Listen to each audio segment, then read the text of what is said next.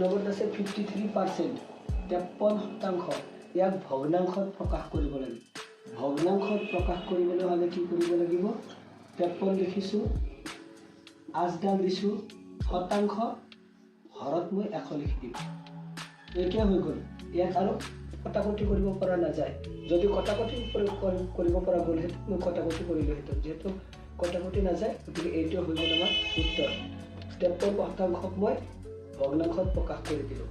এইবাৰ দিছে 0.5%, 2/1 আমি জানিব লাগিব। হাফ লিখিলোঁ, পূৰণ দিলোঁ। শতাংশ মানে এই হৰত 100 লিখা আৰু 100/1 লিখা কথাটো একেই। শতাংশ ইয়াতো কেঞ্চেলিং নাযায়, কটাকটি নাযায়, গতিকে 1 গুণে 1, 2 100 গুণে 200। এইটো হৈ গ'ল এনচাৰ। এইবাৰ দিছে 0.01%। এইটোত কি কৰিম? প্ৰথমতে এইখিনি চাওঁ। দশমিক আছে 2 ঘৰ বাওঁফালে, গতিকে 100 হ'ব। 1 ঘৰ বাওঁফালে থাকিলে 10, 2 ঘৰ বাওঁফালে হ'লে হৰত 100, 3 ঘৰ বাওঁফালে থাকিলে হৰত 1000। এনেকৈ এটাকৈ শূন্য বাঢ়ি যাব।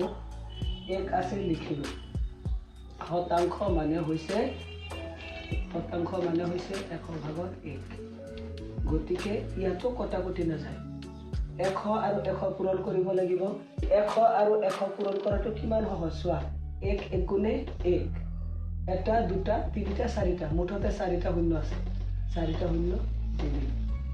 100 আৰু 100 মই মুখে মুখে কি ধুনীয়াকৈ পূৰণ কৰি দিলোঁ। 1 পূৰণ 1, 1 গুণে 1। এইটো আমাৰ ভগ্নাংশত প্ৰকাশ কৰা হ'ব। এনেদৰে আমাক যদি শতাংশত দিয়া থাকে তাক আমি ভগ্নাংশলৈ ৰূপান্তৰ কৰিব পাৰিম, আৰু ভগ্নাংশত দিয়া থাকিলে সেইবিলাকক আমি শতাংশলৈ ৰূপান্তৰ কৰিব পাৰিব লাগিব।